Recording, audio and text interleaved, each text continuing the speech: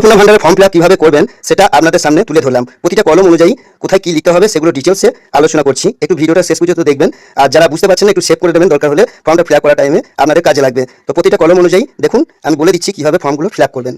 তো আমাদের 12টা পেজ আছে, প্রতিটা কলম আমি পরপর দেখাচ্ছি। প্রথমে অ্যাকনলেজমেন্ট রিসিপ্ট, এটা আমরা কিভাবে ফিল আপ করবো দেখলাম। প্রথমে নেম অফ দ্য ব্লক আর মিউনিসিপালিটি, যেহেতু আমাদের বোলপুর মিউনিসিপালিটি তাই বোলপুর মিউনিসিপালিটি লেখা আছে, আর যাদের যেটা নিজে নিজে মিউনিসিপালিটি বা ব্লক সেটা লেখা থাকবে।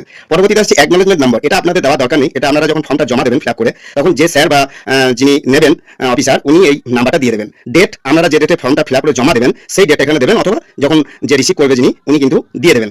এবার আসি receive the family level data collection from the under the Annapurna Yojana from the following applicant. প্রথমে নেম অফ দ্য অ্যাপ্লিকেন্ট, যে অ্যাপ্লিকেন্ট করছে তার নাম দেবে, আর পরবর্তীতে আছে ফাদার্স অথবা হাজবেন্ড নেম, মানে বাবা অথবা স্বামীর নাম দেবেন। অ্যাড্রেস দেবেন, পার্মানেন্ট অ্যাড্রেস, মোবাইল নাম্বার দেবেন, আর ফ্যামিলি আইডি বা আধার নাম্বার। এটা ম্যান্ডেটারি নয়, যদি কারো থাকে তাহলে দেবেন, নইলে এত মাথা দরকার নেই, এটা না দিলেও চলবে। Number of family member mention in form, মানে এই ফর্মের মধ্যেই ফ্যামিলি মেম্বারদের নাম দেওয়া আছে, ফিল আপ করতে হবে। তো সেখানে আপনাদের ফ্যামিলিতে কতজন মেম্বার আছে সেটা আপনারা এখানে সংখ্যাটা লিখবেন। নেম অফ দ্য জিপি, গ্রাম পঞ্চায়েত অথবা ওয়ার্ড নাম্বারটা দেবেন, বা কোন পঞ্চায়েতের আন্ডারে আপনারা আছেন সেটা দেবেন। যারা পঞ্চায়েতের এলাকা তাদের পঞ্চায়েত হবে, যারা ওয়ার্ডে পৌরসভা তাদের ওয়ার্ড নাম্বারটা দেবেন। তারপরে যে কলমটা আছে signature of the receiving official, এটা যে যিনি যে স্যার নেবেন আমাদের ফর্মটা ওনারাই ফিল আপ করে নেবেন, এটা আপনাদেরকে ফিল আপ করতে হবে না। পরে পেজে আসছি, দেখুন এখানে আছে যেটা family identity, name of the head of the family, মানে আপনার ফ্যামিলি যে হেড, আপনার স্বামী বা আপনার শ্বশুর বা আপনার বাবা যেই আর কি আছে ফ্যামিলির হেড, আধার কার্ড অনুযায়ী তার নামটা ফুল ফর্ম এখানে লিখতে হবে। তারপর আছে date of birth of head of family, মানে এই যে ফ্যামিলি হেডের যার নাম লিখলেন তার date of birth Aadhaar card অনুযায়ী অবশ্যই এখানে বয়সটা লিখবেন। প্রথমে দিন, তারপরে মাস, তারপরে বছর। Head of the family female না মেল না দাস কি সেটা এখানে টিক দেবেন, অবশ্যই টিকগুলো একটু বড় বড় করে দেবেন। Aadhaar of the head of the family, মানে ফ্যামিলির যে হেড তার আধার নাম্বারটা এখানে লিখবেন। হাউস হোল্ড আইডি বা ডিজিটাল রেশন কার্ড, যদি কারো থাকে ফ্যামিলির ডিজিটাল রেশন কার্ড বা হাউস হোল্ড আইডি তাহলে এটা দেবেন, নইলে না দিলেও কোনো ক্ষতি নেই। Number of the family member, কতজন ফ্যামিলি মেম্বার আছে তার সংখ্যাটা এখানে লিখবেন। অ্যাড্রেস, অবশ্যই পার্মানেন্ট অ্যাড্রেস যেটা সেটা এখানে দেবেন, পার্মানেন্ট অ্যাড্রেস যেটা আছে। কন্ট্যাক্ট নাম্বার, ফ্যামিলি হেডের যে কন্ট্যাক্ট নাম্বার সেই নাম্বারটা এখানে দেবেন। পরবর্তীতে আসছে দেখুন name, date of birth, gender, relation with head of family, Aadhaar of all family members. প্রত্যেকটা ফ্যামিলি মেম্বার আপনাদের যতজন আছে এখানে 5 জন দিতে পারবেন, তো আপনারা এখানে কিন্তু প্রত্যেকজন ফ্যামিলি মেম্বারদের ডিটেলস লাগবে। প্রথমে নাম দেবেন, দেখুন হেড অফ দ্য ফ্যামিলি, এখানে প্রথমে হেড অফ দ্য ফ্যামিলি নাম লিখবেন।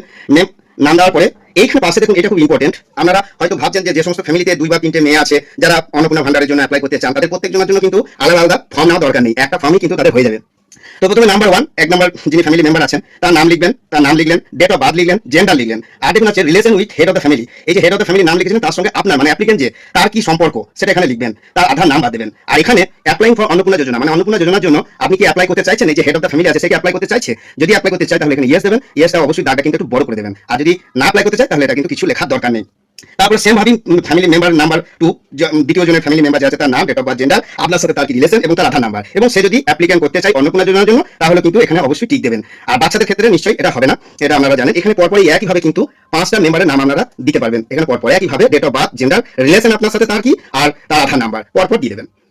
তার পরবর্তী কলম আসছে দেখুন bank account of H or F, head of the department, মানে head of the family and all adult family members, মানে যারা প্রাপ্তবয়স্ক আর কি তাদের ডিটেলস এখানে দিতে হবে। প্রথমে head of the family bank, মানে ওই যে প্রথমে যে আপনি হেড অফ দ্য ফ্যামিলি নাম লিখেছিলেন তার ব্যাংকের নাম লিখবেন, তার অ্যাকাউন্ট নাম্বার দেবেন, আইপিসি কোড দেবেন। দ্বিতীয়ত আছে মেম্বার 1, মানে মেম্বারে আপনি ফ্যামিলি যার নাম দিয়েছিলেন তার ব্যাংকের নাম, অ্যাকাউন্ট, আইপিসি কোড। দ্বিতীয় জন, তৃতীয় জন, চতুর্থ জন, পঞ্চম জন সেম ভাবে এখানে কিন্তু দেবেন। আর সেই ব্যাংকের অ্যাকাউন্টটা অবশ্যই দেবেন যেটার সঙ্গে আধারের লিঙ্ক আছে, অবশ্যই ডিবিটি ক্রেডিট থাকতে হবে সেই ব্যাংকের অ্যাকাউন্ট। এখানে কিন্তু মেম্বারদের যে নামগুলো দিয়েছিলেন তাদের পরপর ব্যাংকের অ্যাকাউন্টের নাম, আইপিসি কোড, ব্যাংকের নাম এবং এখানে দিয়ে দেবেন। তারপর আসছে দেখুন এপিক নাম্বার, মানে ভোটার কার্ডের নাম্বার। প্রথমে অবশ্যই হেড অফ দ্য ফ্যামিলি যার নাম দিয়েছিলেন তার এপিক নাম্বার দেবেন, অ্যাকাউন্ট আর পার্ট নাম্বার, এসি আর পার্ট নাম্বার। এসি আর পার্ট নাম্বার মানে হচ্ছে আপনারা যে বুথের আন্ডারে, মানে যে বিধানসভায় আপনাদের ভোটার কার্ডে ওখানে দেখবেন নাম্বার দেওয়াই থাকবে একটা সংখ্যা, সেই অ্যাকাউন্ট নাম্বার মানে ওই নাম্বারটা দেবেন, বিধানসভার নাম্বারটা। আর তার সাথে পার্ট নাম্বারও আপনাদের ভোটার কার্ডে বা যে ভোট দিচ্ছেন লাস্ট যখন ভোট দিয়েছিলেন সেই ভোটের যে স্লিপটা পেয়েছিলেন আপনারা, সেই স্লেবে কিন্তু আপনার বিধানসভার নাম্বার এবং পার্ট নাম্বার দেওয়া আছে। এখানে প্রত্যেকটা মেম্বারের যেগুলো ফ্যামিলি মেম্বার আপনারা অ্যাড করেছেন পরপর 5 জনের কিন্তু এখানে পরপর দেওয়া আছে। এটা কিন্তু মাথায় রাখবেন, এসি আর পার্ট নাম্বারটা এটা হচ্ছে বিধানসভার নাম্বার এবং আপনার পার্ট নাম্বার। এখানে আসছে দেখুন ক্যাটাগরি, মানে আপনার কাস্ট কি, আপনার যদি জেনারেল কাস্ট হয় তাহলে ইউআর এ ডাক দেবেন অবশ্যই, আর এসটি এসসি হলে এসটি এসসি কার্ডে ডাক মারবেন অবশ্যই, টিকগুলো কিন্তু একটু ভালো করে দেবেন। তারপর দেখুন আসছে রেশন কার্ড আর ফুড সাবসিডি যেগুলো আছে আর কি। Do you have a digital ration card, যদি আপনার ডিজিটাল রেশন কার্ড থাকে তাহলে ইয়েস দেবেন, আর যদি না থাকে তাহলে নো দেবেন। ইফ ইয়েস, তাহলে যদি ইয়েস হয় আর কি, আপনার ডিজিটাল রেশন কার্ডে যদি ইয়েস হয় তাহলে এখানে কার্ডের যে ইয়েটা আছে আপনার টাইপটা আছে সেই টাইপটা কোন টাইপ, এখানে দেখুন 5টা আছে, সেগুলোর মধ্যে যেটা বটে সেটা একটু টিক দেবেন। তারপর হয়ে family is lifting monthly ration card from the ration shop, মানে আপনার ফ্যামিলি মেম্বাররা মানে ফ্যামিলি থেকে কি রেশন কার্ড থেকে রেশন নেওয়া হয় কিনা সেটাতে যদি আপনারা নিয়ে থাকেন তাহলে ইয়েস লিখবেন, আর যদি না নিয়ে থাকেন তাহলে নন লিখবেন। House site, does you have house, মানে আপনার কোনো বাড়ি আছে কিনা। আমি বাংলাগুলো বেশি ভালো করে বলে দিচ্ছি, যদি বাড়ি থাকে নিজস্ব তাহলে এখানে ইয়েস দেবেন, আর যদি না থাকে তাহলে নো দেবেন। তারপর আছে দেখুন where your family ওনস any land, আপনার কি weather your family ওনস any land, আপনার ফ্যামিলি নিজস্ব কোনো জমি আছে কিনা, যদি জমি থাকে তাহলে অবশ্যই ইয়েস দেবেন, আর যদি না থাকে তাহলে নো দেবেন।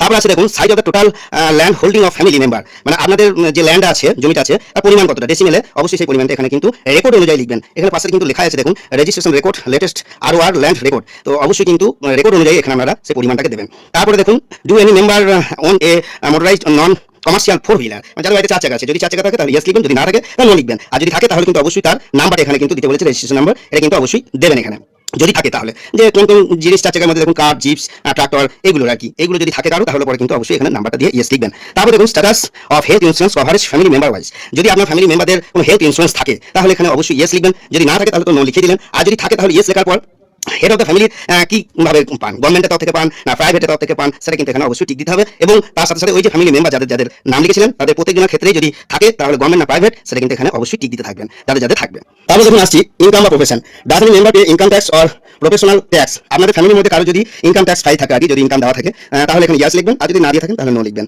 Pan card of the family member, প্রত্যেকটা ফ্যামিলি মেম্বার যাদের নাম আপনি লিখেছিলেন যে 5 জনের, তাদের সকলে কিন্তু প্যান কার্ড যদি থাকে তাহলে ইয়েস লিখবেন, আর যদি না থাকে তাহলে নো লিখবেন। আশা করি সবাই থাকবে, আর যদি থাকে তাহলে প্রত্যেকজন কিন্তু সেম ভাবে হেড অফ দ্য ফ্যামিলির এখানে নাম, প্যান কার্ড নাম্বারটা দেবেন, আবার নাম্বার মেম্বার যে 1 ছিলেন তার নাম, প্যান কার্ড নাম্বার, পরপর 5 জনের কিন্তু এখানে দিতে থাকবেন। তারপর আসছে নেচার অফ এমপ্লয়মেন্ট, মানে আমাদের ফ্যামিলি মেম্বার যারা আছে তারা কি কোনো কিছুতে চাকরি করে কিনা। হেড অফ দ্য ফ্যামিলি যদি গভর্নমেন্ট সেক্টর চাকরি করে থাকে তাহলে পরে অবশ্যই গভর্নমেন্ট সেক্টর চাকরি এখানে টিক দেবেন, যদি না করে থাকে আনএমপ্লয়মেন্ট হলে আনএমপ্লয়মেন্ট, আদার্স যদি হয় তাহলে আদার্সের ক্ষেত্রে টিক দেওয়ার পরে, মানে যদি এখানে যে অপশনগুলো দিয়েছে government sector, salary in private sector, farmer sector, এগুলোর মধ্যে যদি থাকে তাহলে ভালো, আর যদি না থাকে তাহলে আদার্সে টিক দেবেন এবং কোথায় কাজ করে সেটা এখানে মেনশন করে দেবেন। প্রত্যেকটা ফ্যামিলি মেম্বার জন্য কিন্তু যেগুলো আপনি নাম পুট করেছিলেন সকলের জন্য কিন্তু সেম ভাবে এখানটায় ফিল আপ করবেন। তারপর দেখুন আসছে 4 নম্বর কলমটা, number of literate adult family member and number of illiterate family member number, মানে আমাদের ফ্যামিলি মেম্বারদের মধ্যে কতগুলো আছে লিটারেট এন্ড কতগুলো ইলিটারেট। তার মধ্যে হেড অফ দ্য ফ্যামিলি যে আছে সে কোন ক্যাটাগরির মধ্যে পড়ছে অবশ্যই দেখে সেখানে টিক দেবেন, তার হাইস্ট এডুকেশন এখানে লিখবেন, কোয়ালিফিকেশন, এবং ফ্যামিলি মেম্বার যতজন আছে তাদের সকলের কিন্তু এখানে ইলিটারাল না লিটারাল লেখার পরে টিক দেওয়ার পরে হাইস্ট এডুকেশনটা প্রত্যেকটা মেম্বারে দেখুন পরপর 5 জন আছে ফ্যামিলি মেম্বার আমরা লিখেছিলেন, প্রত্যেকজনের এখানে কিন্তু দেওয়া আছে, সেটা দেখে নেবেন। তারপর দেখুন 5 নম্বর কলমটাতে is any members or former current holder of any constitutional post, minister, MP, MLA যদি কারো ফ্যামিলিতে থাকে তাহলে এখানে অবশ্যই তাদের ক্ষেত্রে ইয়েস লিখবেন, আর যাদের বাড়ির মধ্যে কেউ নেই তাহলে নো লিখবেন, যদি কেউ থাকে তার পজিশন কি পজিশনে আছে সেটা অবশ্যই এখানে মেনশন করতে হবে। তারপর দেখুন is any member a government pensioner, যদি আপনাদের ফ্যামিলি মেম্বারের মধ্যে কেউ যদি গভর্নমেন্ট পেনশনার থাকে তাহলে পরে ইয়েস লিখবেন, কে থাকে তার নামটা এখানে মেনশন করবেন, মেম্বার নাম্বারটা ওই যে আমরা ফ্যামিলি মেম্বার দিয়েছেন তাদের মধ্যে কত নম্বর ফ্যামিলি মেম্বারটা পেনশন হোল্ডার সেটা এখানে লিখবেন, আর যদি নো থাকে তাহলে নো করবেন।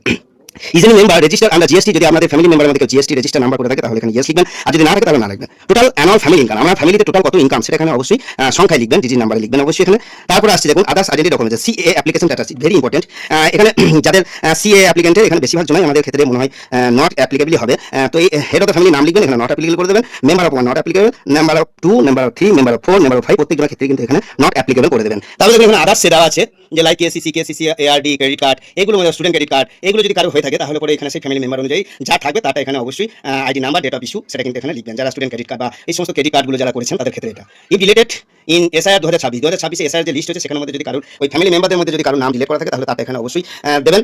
প্রত্যেকজনের যদি ডিলেট হয়ে থাকে তাহলে নট অ্যাপ্লিকেবল এটা অবশ্যই করবেন না, যদি ডিলেট হয়ে থাকে তাহলে ইয়েস করবেন, আর ডিলেট হয়ে না থাকলে পরে নো করে দেবেন। তারপরে details of all children in family attending school, মানে আমরা ফ্যামিলি মেম্বারদের মধ্যে যদি কোনো বাচ্চা ছেলে থাকে তাদের মধ্যে যতজন মেম্বার আর কি এখানে স্কুলে পড়ে তাদের এখানে দিতে হবে মেম্বার নাম্বার, ওই ফ্যামিলি মেম্বারের মধ্যে তার নামটা যত নম্বর আছে সেই নাম্বারটা এখানে লিখবেন, নেম অফ দ্য চাইল্ড মানে চাইল্ডের নাম লিখবেন, কোন স্কুলে পড়ে সেটা এখানে কিন্তু লিখে দেবেন, প্রত্যেকটা মেম্বারের ক্ষেত্রে কিন্তু এটা দেওয়া আছে। যদি কোনো ফ্যামিলিতে বাচ্চা থাকে তারা যদি পড়াশোনা করে তাহলে কত নাম্বার মেম্বারটা আর তার নাম, কোন স্কুলে পড়াশোনা করে এখানে কিন্তু গ্রেড লিখে এখানে কিন্তু প্রত্যেকজন লিখে দেবেন। এবং তারপরে আরেকটা কলম আছে চিলড্রেন ভ্যাকসিনেশন স্ট্যাটাস, মানে আমাদের ফ্যামিলিতে যদি কোনো বাচ্চা থাকে সে যদি ভ্যাকসিন নিয়ে থাকে কোনো কিছু তাহলে সেই ভ্যাকসিনটা এখানে কিন্তু ইয়েস লিখে স্টার্টেড কমপ্লিটেড সেখানে টিক দিয়ে এখানে কিন্তু লিখে দেবেন যে ইয়েস এবং ভ্যাকসিন স্টার্ট হয়েছে না কমপ্লিট হয়েছে সেটা কিন্তু এখানে অবশ্যই লিখে দেবেন প্রত্যেকটা ছেলের ক্ষেত্রে। নেক্সট দেখুন লেখা আছে are you receive any benefits under government schemes through DBT, মানে ডিবিটির মাধ্যমে কোনো সরকারি তরফ থেকে কোনো বেনিফিট আমাদের ফ্যামিলি কেউ পায় কিনা। যদি হেড অফ দ্য ফ্যামিলি প্রত্যেকজন ওই যে মেম্বার যে 5 জন দিয়েছিলেন প্রত্যেকজনের ক্ষেত্রেই যদি কেউ পেয়ে থাকে তাহলে ইয়েস লিখবেন, সে স্কিম এখানে স্কিমটার নাম লিখবেন, কি স্কিম পায় এখানে OPT out of scheme yes yes yes করতে হবে, মানে যে স্কিমগুলো পায় সেগুলো ইয়েস ইয়েস করতে হবে। পরবর্তী কলমটা দেখুন if excluded reason to be fill by officer, যদি এইগুলোর মধ্যে থেকে কোনো কিছু হয় যখন আমাদের ফর্মটা ভেরিফিকেশনে যাবে তখন এটা তারাই করে দেবে, এটা আপনাকে কিছু করতে হবে না, আমাদেরকে এটা যে অফিসার ইনকোয়ারি করতে যাবে সেই এটা ফিল আপ করে দেবে, অর্থাৎ এই পোর্শনটা আপনাদের কিন্তু ফিল আপ করার কোনো দরকার নেই।